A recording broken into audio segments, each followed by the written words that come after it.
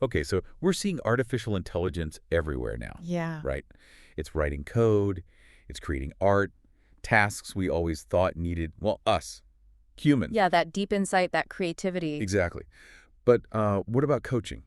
Health coaching, Mm. specifically. That feels so fundamentally human, guiding someone through really tough, long-term behavior changes. Can AI really step into that role? It's the big question, isn't it? It really is. And that's what our deep dive is all about today. We're looking at some pretty comprehensive sources first, a major clinical trial that directly pitted a fully automated AI coach against a human one for diabetes prevention. A head-to-head comparison. Right. And alongside that, we've got some fascinating qualitative research really digging into what it felt like for people using both types of coaching. So we're getting the numbers and the experience. And this is just so critical for you, the listener, to understand right now, because the underlying issue, the reason we're even talking about AI coaching, is huge. Prediabetes. It affects a massive number of people. And we know the diabetes prevention program, the DPP, works incredibly well. It really reduces the risk of developing type 2 diabetes. So the program itself isn't the problem. Not at all. The problem is getting people into it. These programs are just chronically underused. There aren't enough coaches. It's hard for people to access them. You know, the usual barriers. Okay, staffing and access challenges. Exactly. And that gap, that's where AI potentially comes in. The promise is making this kind of effective coaching available to, well, almost everyone. Okay, let's dig into that clinical trial then. Sounds like it was pretty robust. Oh, it was a phase 3 randomized controlled trial done across 2 different clinical centers in the U.S., really designed to see if the AI could measure up. And who were the participants? They had 368 adults, all with prediabetes, and also classified as overweight or obese, Right. and they were split into 2 groups for a whole year. Okay, what were the groups? So Group 1 got a fully automated AI program, everything through a mobile app, plus it connected to a Bluetooth scale. No human interaction there. Fully automated. Fully automated. Group 2 got the standard DPP, but delivered remotely by a live human coach. You know, phone calls, maybe secure messaging. Got it. And how do they measure success? I saw the outcome was quite involved. Yeah, they didn't just look at one thing, like weight loss. It was a composite outcome measured at the 12-month mark. Really rigorous. So to count as a success, participants first had to keep their HbA1c below 6.5%. That's the key diabetes marker, right? Exactly right. Just quickly for you listening, HbA1c gives that average blood sugar picture of the last 2 or 3 months. Keeping that down is, well, the whole point of prevention. Right. So keep that HbA1c low, and they had to hit one of 3 other benchmarks. What were they? Okay, so on top of the HbA1c target, they needed either at least 5% weight loss, Right. or a bit less weight loss, 4%, but combined with hitting 150 minutes of physical activity each week. Right. The standard activity goal. Or even if they didn't hit those weight or activity goals, they could still succeed by showing an absolute HbA1c reduction of at least 0.2 percentage points. Wow. Okay, so that really covers different ways people might improve. It's Right. not just weight. It's sustained metabolic improvement and behavior change over a year. Precisely. It's a high bar. And, well, here's the headline, finding that really changes things. So that's here. The results were basically the same, that primary composite outcome. Oh. 31.7% of people in the AI group achieved it. Okay. And the human group. 31.9%. Whoa. That's incredibly close. Almost identical for a fully automated system versus humans. It is. And crucially, that tiny difference fell well within what's called the pre-specified non-inferiority margin, Yeah. meaning the AI was deemed statistically non-inferior. It wasn't necessarily better, but it was close enough to the gold standard, the human coaching, that it's considered a viable, effective alternative. That's a massive clinical validation for the AI approach. Yeah. Now, hang on. You mentioned the participants. What were the demographics like? I saw the median age was 58. Yeah, that's right. Median age 58 and about 71% female. That's really interesting, 58. You know, we often assume it's younger people who jump on these high-tech app-based things first. Did the sources say why this older group engaged so well with the AI? That's a great question. The study itself didn't explicitly analyze why that specific demographic did well, but I think the implication is pretty powerful. Which is? It suggests that it's not really about age, it's about design.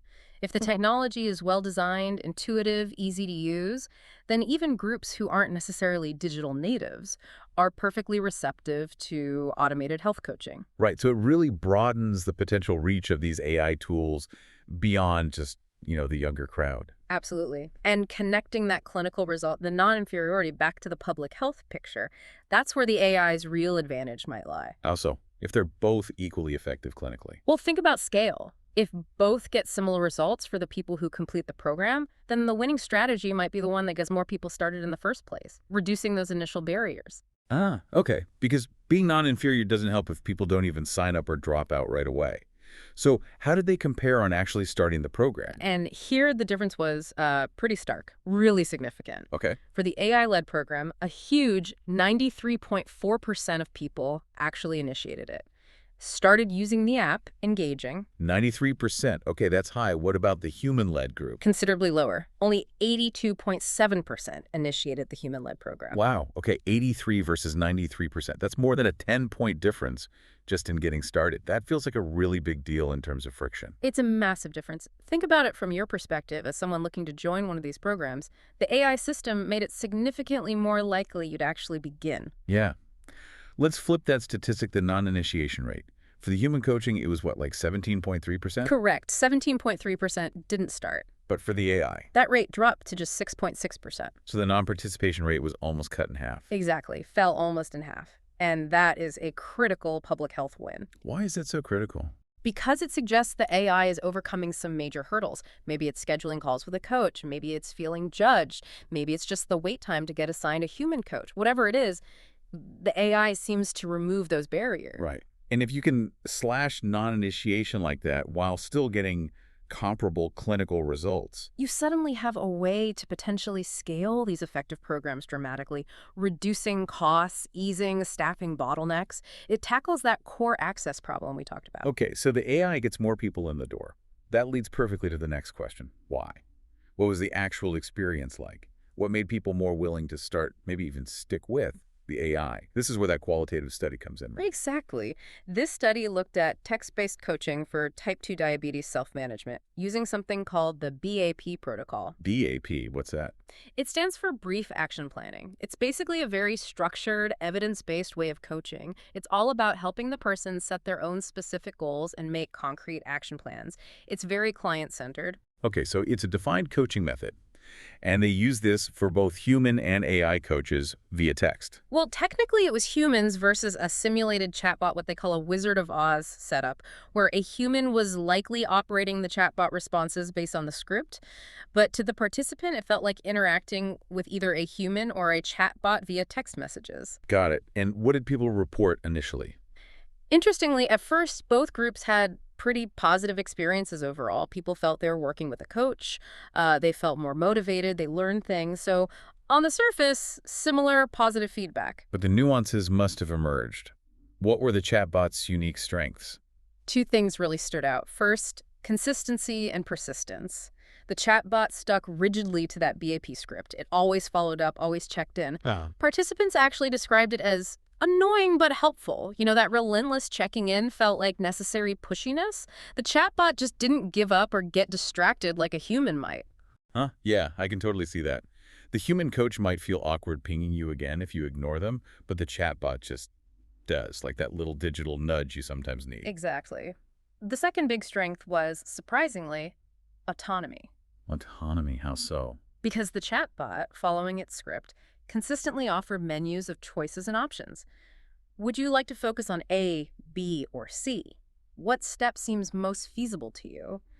Participants really liked this. Why does they like that? They said it made them feel more in control, like they had freedom to choose their path, rather than just being told what to do, which is sometimes how a human suggestion can feel, even if well-intentioned. Okay, interesting. So consistency and fostering autonomy. What about the human coaches? Where did they really excel? No surprise here. Empathy and context. Humans were just miles better at expressing genuine empathy, making people feel truly heard, understood, and cared for. That emotional connection. Right. And that led to a feeling of accountability. One participant literally said, "I felt like I can't let her down." That specific human connection creates a kind of psychological weight, a motivation that the AI just couldn't replicate. Yeah, that makes sense. You don't feel bad letting down your app. Pretty much. And that humanness also allowed for a much wider scope. A human coach could recognize when the real barrier wasn't motivation, but say unstable housing or losing a job or a family crisis. Things completely outside the health plan itself. Exactly. Major life context. The human could go off script, offer different kinds of support or resources, acknowledge those deeper issues in a way a scripted chatbot simply can't. But there's a but here, isn't there? There is, and it's a fascinating one. The medium they were using, text messaging, actually seemed to hamstring the human coaches. How? Why was texting a problem for the humans? It basically created this huge information bottleneck. Think about how much information you get from someone's tone of voice, their pauses, their body language when you talk in person or even on video. Yeah, loads. Texting strips almost all of that away. So the human coaches struggled. They couldn't easily build rapport. They couldn't gauge how the client was really doing or feeling. Was that short, okay reply enthusiastic or dismissive? Ah, right. Hard to read the room via text. Exactly. They called it a lack of social translucence. They couldn't establish that easy common ground, couldn't really tell if the client was engaged or just going through the motions. And that led to frustration on both sides, for the coach and the client. It shows that if you force humans into a really low bandwidth communication channel, you kind of negate their biggest advantages. So when you put all this together, from both the trial and the qualitative work, you see this clear trade-off emerging. Okay, what's the core trade-off? AI brings incredible scalability, it brings consistency, that relentless follow-through, and as we saw, it significantly boosts initial engagement, getting more people through the door. Right, the practical advantages. But the human coach provides that deep, nuanced empathy. They create that powerful sense of personal accountability. And crucially, they can handle complex, real-world context that goes way beyond the health script. Which really points towards, well, needing both, doesn't it? A hybrid approach. That seems to be the logical conclusion, yes. Use the AI for the things it's good at, the consistent check-ins, delivering information, maybe the initial goal setting where autonomy is valued. And save the human experts for what? The more complex cases, high-risk moments. Exactly. Those high-stakes interactions where empathy, complex problem-solving, and understanding that broader life context are absolutely critical. It's about using each resource smartly. Makes sense. Was there anything else that stood out from the user experience side? One other thing was this really strong desire for personalization. This came from participants in both groups, AI and human. What kind of personalization? They wanted really granular, data-driven feedback. Like they wanted the coach, human or AI, to look at their specific meal log and say, okay, this meal might have spiked your blood sugar, or connect their activity data directly to their progress. They expect these systems to really integrate all their personal health data and give tailored insights. Yeah, people want that specific, actionable feedback based on their own numbers. Okay, so recapping this deep dive, it feels like a pivotal moment. We saw that a fully automated AI intervention could actually match the clinical impact of human coaching over 12 months for diabetes prevention. Which is remarkable in itself. Absolutely.